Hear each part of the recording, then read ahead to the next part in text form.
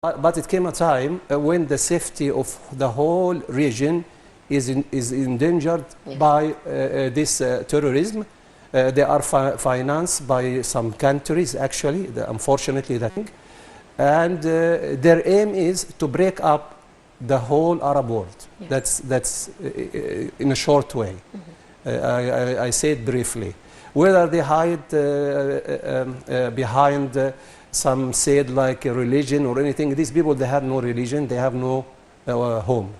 So that's I need to say that. The thing is, I was glad because actually when this summit is going to be held, there is some people, some delegate, some people that are going to support the head. They came to Egypt first, and they were holding some meetings. Some economy, some of them politically, some of them regarding the military. And actually one of the recommendations they have done to put through to the summit is to form quickly this Arab force and to use it because, for example, what was happening in Yemen, this Houthi, that if you leave it, it will be in danger. It will be in danger the safety of Egypt, the traffic in the Red Sea. Yes. Because of this area, if you control this area, you can control the traffic. Yes. Yeah, Bab al-Mandab, yes. And also, it endangers the safety of Saudi Arabia and the whole Gulf region. Yes. Because these people, they are supported. Sorry to jump in here. Yeah. As you know, that the decision of Egypt to participate in this Saudi-led coalition against the Houthi fighters in Yemen has been welcomed by the Arab states. And by the Yemeni themselves. Yes. If you allow me to say. Yes, but there are some allegations the decision or what is taking place in Egypt is a replay to what happened back in the 60s when President Abdel Nasser had sent over 70,000 troops to Yemen when there was a civil war between the north and the south, and then they have withdrawn after losing almost 40% of the troops. You say what this allegation is false because number one, the time you are referring to, it has happened when Egypt alone has interfered. And on the other side, I'm just saying some history, and I will not mention the other country who was involved against the invasion or the help of Egypt for these people who call Egypt to help. But this time is different because there's a coalition of countries participating. Also, the other problem was like a civil war between two sections in Yemen. The system of the kingdom and the rebel or the people who made a revolution, and they want to announce a republic of Yemen. But this time, they are coming even from outside of the country, and I will not say a secret, everybody knows that's supported by Iran, if you allow me to say so. So you cannot do that. And also, if you are in danger, the kingdom of Saudi Arabia, you are in danger, the holy shrines there, which is it means something for billions of Muslims in the whole world. That explains why even Pakistan has offered to participate by sending some marine bases to be there. So that's very important to know now. It is almost like a coalition which has done to free Kuwait. But this time it's done through mainly Gulf and Egypt and some other people other countries who want us to participate for the legal cause. Yes, actually, I believe the UK, France, Germany, Belgium. Yeah. But everybody, maybe they will send very limited troop, but most of the force comes from Saudi Arabia and Egypt. Number one is Saudi Arabia because they bought 100 aircraft to make the strike. That's a very big number. Yes. And also on earth, they are putting on land some troops, 100,000. If you allow me to say so, I've learned that from the news. Therefore, actually, you cannot endanger the place where some big religion like Islam exists. Yes.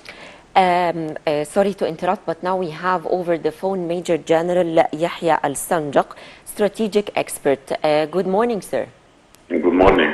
Actually, the a pact for the joint defense was signed in 1950, and until now, although it was proposed before in 2007 in the Arab Summit in Riyadh by Egypt, it was not applied. But now there is a very critical stage for all the Arab world, and the joint Arab forces are now maybe a must. How do you see the joint Arab forces? And of course, President Abdel Fattah has said for this several times, and he said it is very important to have it to preserve what is remaining of the stable Arab countries. First of all, I would like to say that Egypt is a great country, is not country, and its policy and security region, not starting from Aswan to the north coast, no, but it started from the Gulf area. And President Abdel Fattah al-Sisi, he said before that security of Gulf area is a red line. It is a matter of time just to join any and participate any problems or attacks against these countries, including the Saudi Arabia. So we know that Houthi, they have a very, very bad history since 1926. It started by some person, his name is Badruddin al-Houthi, and his two sons, Hussein and Malik. So this Hussein, he died on 2010 and succeeded by his father, attacked the Yemeni forces 5 times, 2005, 6, 7, 8, 9, 10. And he died on 2010 and succeeded by his youngest son, brother Hussein. His name is Malik, who take care about the leadership nowadays as a Houthi. So this group belong to 12 Shia of Iran, like in Syria, Iraq, Lebanon, the soup. And they are going to put their legs in Yemen, and the next leg should be in Riyadh. The second leg should be in Egypt. So we are going to secure our national security zone, attacking them and supporting the Yemeni government to control their country and secure their government, just to be able to for development and progress. So in this Arab League's committee just participate yesterday, they take a decision just to pass the decision of forming the United Arabs, UAF, for the leadership committee starting from tomorrow, because it is very, very important. And there is also an agreement in the Arab Leagues, military agreement, that all the Arab countries signed in this agreement should participate and stay against any aggression against any Arab country. So it will take a decision tomorrow or after tomorrow, after President Abdel Fattah al-Sisi launched this. Sir, do you think that Iran would react to this? Because Iran said that the reaction would be dangerous and did not eliminate more. At the same time that it has talks with the world countries, and the world countries are supporting the Arab countries are doing now. Iran in very bad situation and very weak situation these days, because they are in negotiation with 5+1 with United States, other countries, just to free their zones and economic against just to stop dealing with them economically and military. There is no countries accepted to deal with them, to supply them with weapons or to buy petrol from them. But they will not be able to make any problems these days.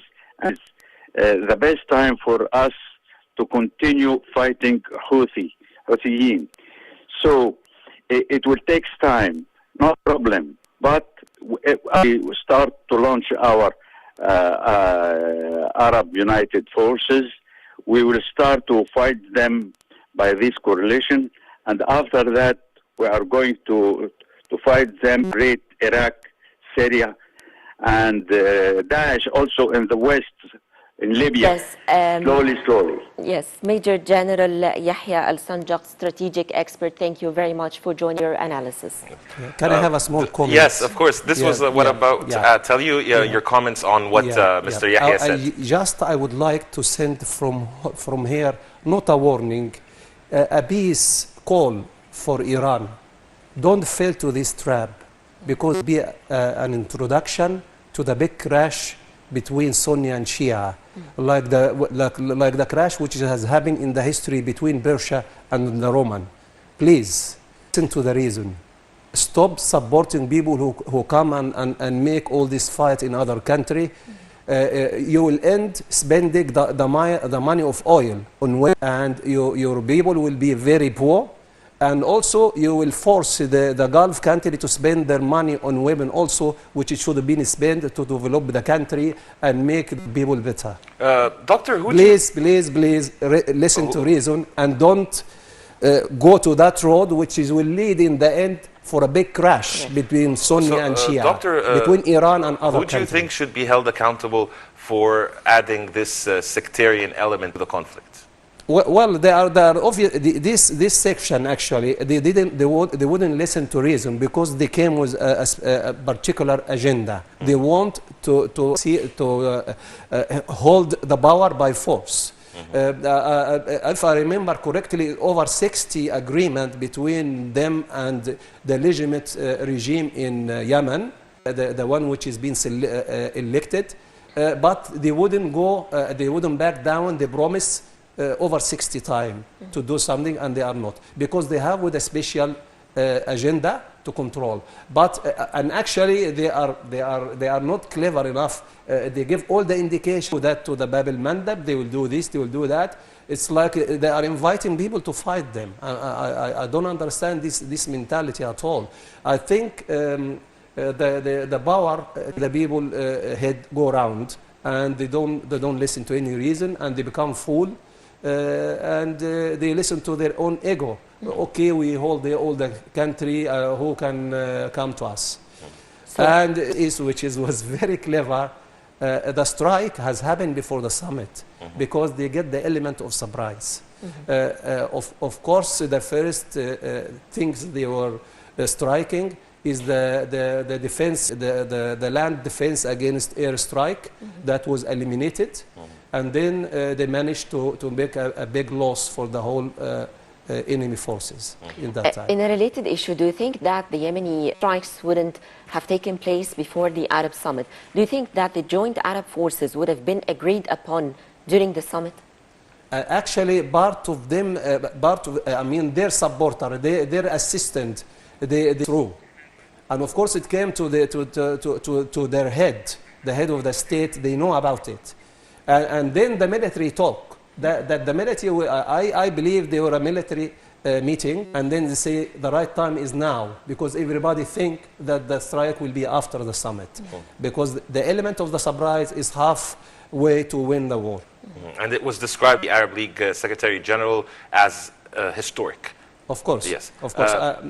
Actually, I don't understand now. I mean, look at other region. I am economist. Look at the other, Malaysia, Indonesia, China, even India. They are only concentrating in scientists and economy. They are developing their country. Most of them, they are controlling the economy of the whole. They are selling, and their balance sheet is it's in a good state. They have no problem. They have a lot of money. They don't know what to do with it. They are the rich people of nowadays. So that if everybody listen to think, what is this age? This age is the age of science and economy. And please, your real enemy is enemy is unemployment, is poverty,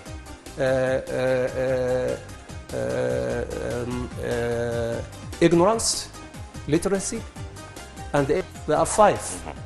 That's what you should fight. Don't fight your fellow human, for God's sake. Doctor, I'm afraid we're running out of time, but we really do appreciate your insight and presence here on The Breakfast Show. Thank you so much, Doctor. Thank you very much. Can I say one word? Yes, go ahead. Please, listen to the reason. The peace will give a chance to your country to develop. All this war, it will just destruction and bring more poverty, more unemployment to your country. That's my message to محمد Noor, a member of the consultant committee for the Egyptian Council for Scientists. Thank you so much for joining us. You're welcome. I am glad to be with you. And dear viewers, a short break and we'll be back. Stay tuned.